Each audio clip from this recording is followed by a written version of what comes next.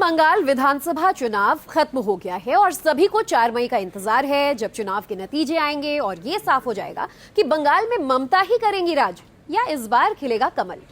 इस विधानसभा चुनाव में कई बातों की चर्चा जमकर हुई। कई नेताओं और उनके बयानों ने भी सुर्खियां बटोरी, जिसमें ममता बनर्जी की महिला ब्रिगेड भी शामिल है। टीएमसी की कई महिला नेताओं ने अपने बयानों की वजह से चर्चा बटोरी।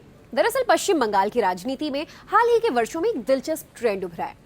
अलग अलग क्षेत्रों में अपनी पहचान रखने वाली महिलाएं टीएमसी से जुड़ी। बंगाल की मुख्यमंत्री और टीएमसी प्रमुख ममता बनर्जी लगातार अपनी पार्टी में अलग अलग पृष्ठभूमि से महिलाओं को जोड़ती चली आई हैं। सायुनी घोष हो, महुआ मोइत्रा, सागरिका घोष, डॉक्टर शशि पांजा, अदिति मुंशी, शताब्दी रॉय, प्रतिमा मंडल जैसे तमाम चेहरे इस लिस्ट में शामिल हैं जो टीएमसी से जुड़े। तो इस विधानसभा चुनाव में ये देखा गया कि मुख्यमंत्री ममता बनर्जी और अभिषेक बनर्जी के बाद सबसे अधिक भीड़ सायुनी घोष की रैलियों में देखी गई। सायुनी घोष जहां भी प्रचार करने जाती, वहां बड़ी संख्या में लोग उन्हें देखने मिलने के लिए आते। सायुनी के बयान भी पूरे देश में सुर्खियों में छाए रहे। सायुनी घोष ने अपने करियर की शुरुआती बंगाली फिल्म और टीवी इंडस्ट्री से उन्होंने अपने करियर की शुरुआत की, जहां उन्होंने अपनी प्रतिभा और अभिनय कौशल से पहचान बनाई। बाद में उन्होंने राजनीति में कदम रखा और टीएमसी से जुड़ी।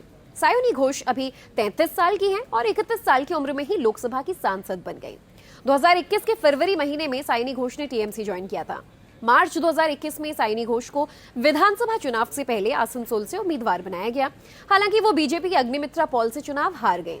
2024 में लोकसभा सांसद बनने के बाद सायुनी घोष लोकसभा में बंगाल से जुड़े मुद्दे उठाती रहीं।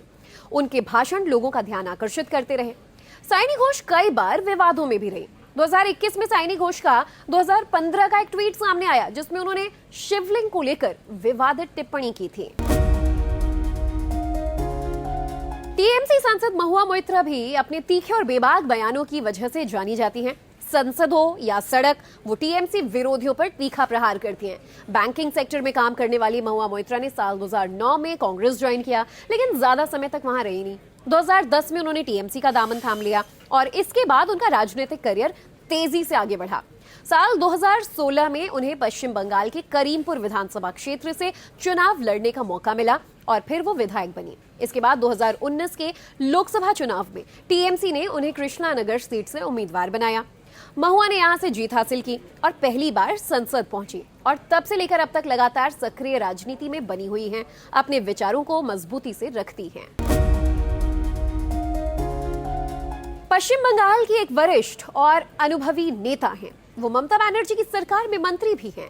नीतिगत निर्णयों और प्रशासनिक दक्षता के लिए जानी जाती हैं। बंगाल की राजनीति का जाना माना चेहरा बन चुकी हैं। वो अक्सर टीएमसी विरोधी दलों, खासकर बीजेपी पर तीखे प्रहार करती हैं। उनके कई बयान बंगाल से लेकर दिल्ली तक के सियासी गलियारों में बहस का विषय बनते हैं।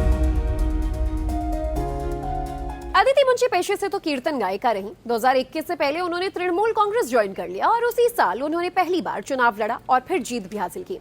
वर्तमान में राजारहाट गोपालपुर की विधायक हैं और इस बार पार्टी ने उन पर दोबारा भरोसा जताते हुए टिकट भी दिया है। राजनीति में उनका सफर काफी तेजी से आगे बढ़ा और अब वो एक मजबूत नेता के रूप में उभर रही हैं। शताब्दी रॉय बंगाली सिनेमा की जानी मानी एक्ट्रेस रही हैं, जिन्होंने कई सफल फिल्मों में भी काम किया और अब राजनीति के मैदान में टीएमसी की तरफ से खासी एक्टिव हैं। शताब्दी रॉय बंगाल की बीरभूम लोकसभा सीट पर सांसद हैं। पश्चिम बंगाल में शताब्दी रॉय बहुत लोकप्रिय हैं। वो संसद में भी बेबाकी से अपनी बातें रखती आई हैं। हालांकि उनके कई बयान विवादों में भी रहे। जनवरी 2024 में अयोध्या में राम मंदिर की प्राण प्रतिष्ठा के समय राम मंदिर निर्माण को लेकर भी उन्होंने एक विवादास्पद बयान दिया था। सागरिका घोष जानी मानी पत्रकार हैं, लेखिका हैं और टीवी एंकर भी रह चुकी हैं।